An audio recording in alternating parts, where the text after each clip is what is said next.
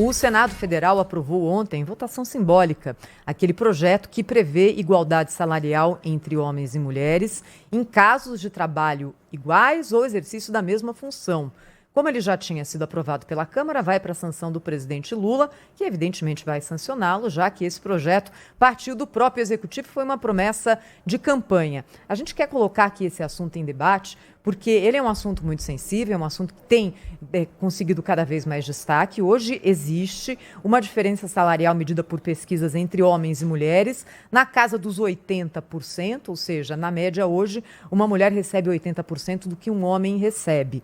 Ao mesmo tempo, como se definir critérios do que é, de fato, algum tipo de discriminação colocada no mercado de trabalho pela empresa e do que é a decisão da empresa de conceder a sua política de benefícios de acordo com a entrega de cada profissional, seja ele homem ou mulher. É uma discussão difícil, a gente vai tentar sair aqui desse espírito de lacração que muitas vezes aparece nessa história. Por isso nós convidamos o sociólogo José Pastore, que é professor de Relações do Trabalho da FEA USP, sempre conosco aqui no Jornal Gente da Rádio Bandeirantes, para jogar a luz e dar uma chacoalhada no nosso ouvinte e no nosso assinante do Band News, professor, sobre esse assunto, né? Bom dia, seja muito bem-vindo.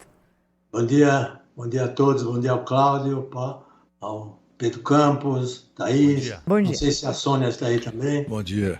Tá bom. Sônia está de folga. Aniversário dela hoje, viu, professor? Ela está no day off de aniversário. Parabéns, Sônia. Eu gostaria de, em primeiro lugar, dizer o seguinte: eu sou totalmente favorável à igualdade de condições no ambiente de trabalho. Eu acho que, se houver discriminação, essa discriminação tem que ser punida. O ambiente de trabalho requer respeito aos direitos humanos, à Constituição, e isso é importante para a vida de cada um que trabalha e para a própria produtividade da empresa, né? Esse projeto de lei que foi aprovado pelo Senado, ele acrescentou uma série de mecanismos que já tinham sido cogitados outras vezes, mas nunca foram realmente implementados, porque a complexidade para mexer com questão de igualdade salarial é muito grande. E existe uma parte da diferença que é realmente devido à discriminação. No Brasil, há discriminação de trabalho entre homens e mulheres. Mas há uma outra parte que não diz respeito à discriminação, porque na fixação de um salário entra um conjunto muito grande de fatores, entra a senioridade, entra a experiência na função, entra a empatia, no setor de vendas, por exemplo, a capacidade de vender mais, a produtividade, etc. Então, esses fatores fazem parte da diferença de salário entre homens e mulheres. Agora, o que há que se combater é a discriminação. Portanto, você precisa afastar todos esses fatores para ver o que é que sobra de diferença. Isso que sobra é discriminação. Isso tem que ser punido. Agora, professor, essa operação de afastar todos os fatores não é uma coisa simples, é uma coisa complexa. A legislação brasileira já tinha dado um passo nesse sentido. Eu posso até depois aqui especificar um pouco mais. Agora, essa lei veio acrescentar mais obrigações e também mais complicações para as relações do trabalho e para a gerência do pessoal. E isso que me preocupa, porque naquela boa vontade de querer proteger as mulheres, isso aqui pode acabar desprotegendo. Professor, eu queria que o senhor nos explicasse uma situação que é a seguinte.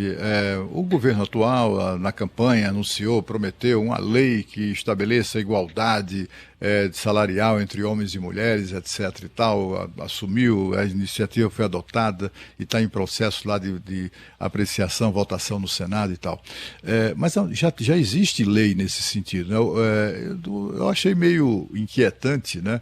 A gente a gente concluir com isso que o presidente não sabia da existência da lei, mas nem sequer alguém chegou ao presidente, ó, vamos pensar em outra coisa, porque já existe a lei, uma lei de 2017, né, tem até aqui o número, uma lei que estabelece essa igualdade, né, a igualdade salarial entre homens e mulheres, é claro que obedecidos ali os critérios aqui aos quais o senhor se referiu agora há pouco, inclusive o artigo 461 dessa lei, a Lei 13.467 de 2017, diz que, sendo idêntica à função, como o senhor observou, a todo trabalho de igual valor prestado ao mesmo empregador, no mesmo estabelecimento empresarial, corresponderá igual salário, sem distinção de sexo, etnia, nacionalidade ou idade.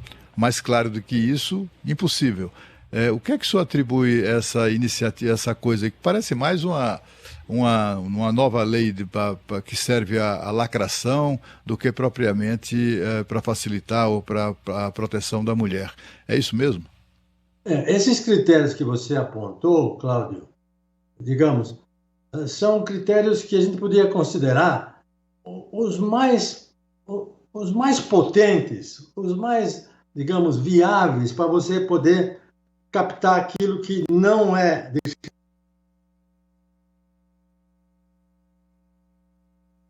A gente está aqui conversando com o professor José Pastore, falando sobre essa lei que foi aprovada ontem pelo Senado Federal e que segue agora para a sanção do presidente da República. Tem uma travadinha aqui na imagem do professor José Pastore, mas na sequência a gente vai retomar essa conversa aqui no Jornal Gente, no ar pela Rádio Bandeirantes e pelo canal Band News TV. E a gente retomou, Pedro Campos, o contato agora com o professor José Pastore, sociólogo, professor de Relações de Trabalho da FEA-USP, um dos maiores especialistas no mercado de trabalho do Brasil, que está sempre conosco aqui. Professor, o senhor estava respondendo a pergunta do Cláudio Humberto sobre qual é a necessidade de uma lei nova para estabelecer igualdade salarial entre homens e mulheres e punições para quem não cumpre essa regra, se já havia uma lei bem semelhante que foi aprovada no ano de 2017. Essa lei nova, que deve ser sancionada agora pelo presidente da República, tem alguma diferença, professor? Ela acrescentou algumas medidas, digamos, de reforço. Uma delas é o pagamento de uma multa de 10 vezes a diferença salarial que for determinada entre homem e mulher.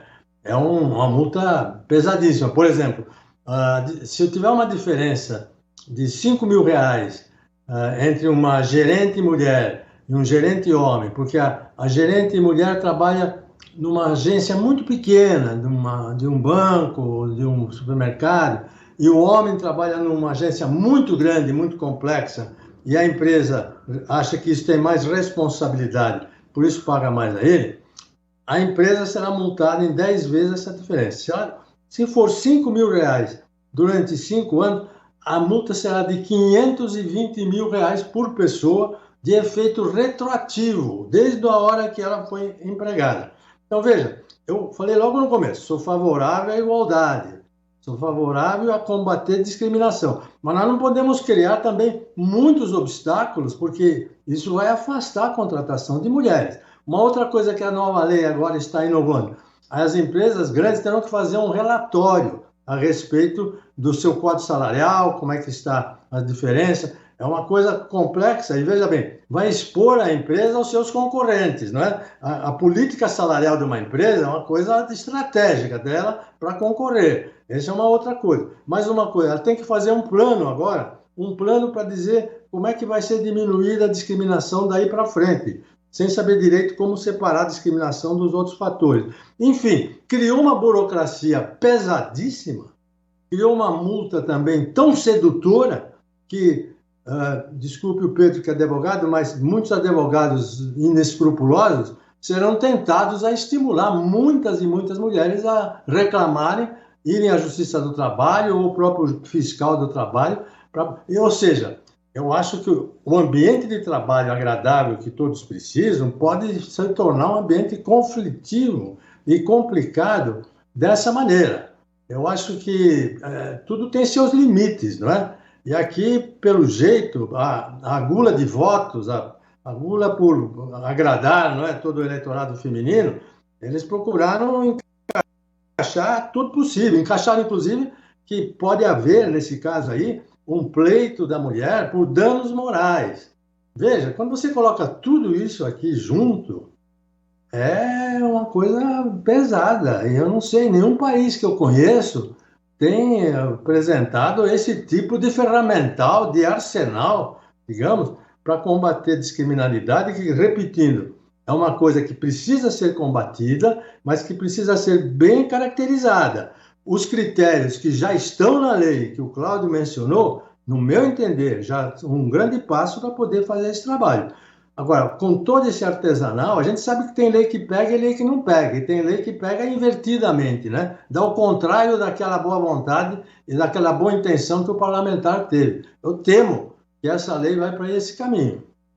Professor, mais do que isso, né? Eu tive a oportunidade de ler o texto da lei aí. Essa multa que o senhor mencionou, ela é dobrada, né? No caso de reincidência na empresa. Então, o que pode inviabilizar mesmo o funcionamento de empresas menores. Já pensou se tomar uma paulada dessa aí? Porque você tem um funcionário homem, uma mulher ali, que tem mais ou menos a mesma função, mas tem, como o senhor explicou bem, porque num primeiro momento parece algo muito bom, né? Você fala, estou aprovando uma lei aqui para equiparar. Mas é importante explicar aqui, nesses detalhes que o senhor trouxe para nós, para ver que tem outras questões por trás que podem ser o famoso tiro no pé, né? Você está tentando aí proteger e você vai afastar ainda mais as mulheres do mercado de trabalho, porque o empregador vai olhar ali e vai falar, peraí, isso aqui pode me dar problema, então eu estou preferindo aqui a contratação de um homem para essa função. Foi muito bom ter aqui a sua explicação no Jornal Gente, né, para pontuar muito bem isso. O que eu queria saber do senhor é o seguinte, no quesito discriminação,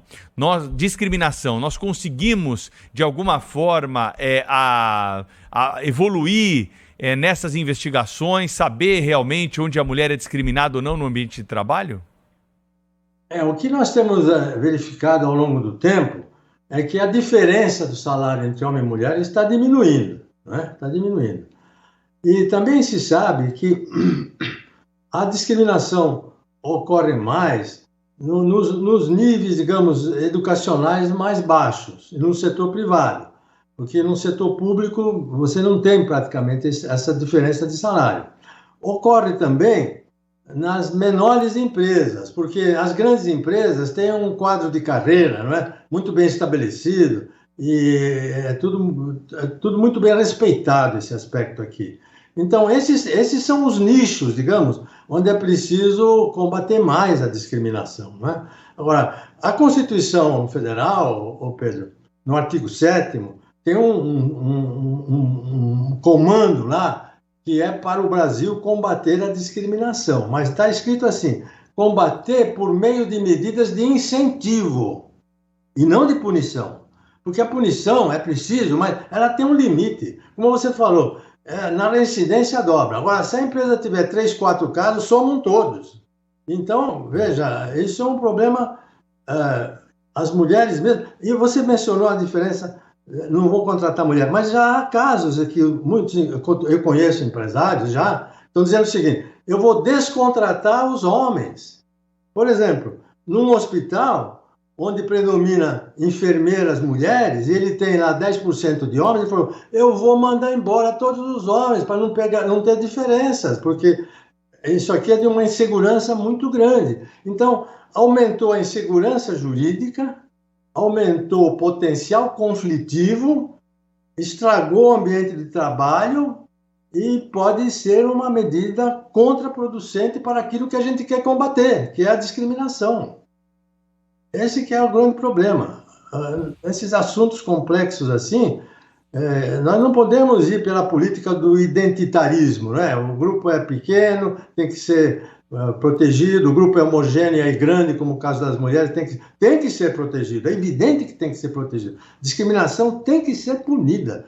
Mas nós temos que separar o que é discriminação daquilo que não é discriminação. Às vezes acontece o seguinte, num hospital, contrata médico, põe na carteira de trabalho. Qual é a sua função? Médico. Mas um é neurocirurgião e o outro é dermatologista. E ele estabelece um salário diferente por causa da complexidade do trabalho, por causa das dificuldades de encontrar esse profissional no mercado. A lei de oferta e procura funciona aqui.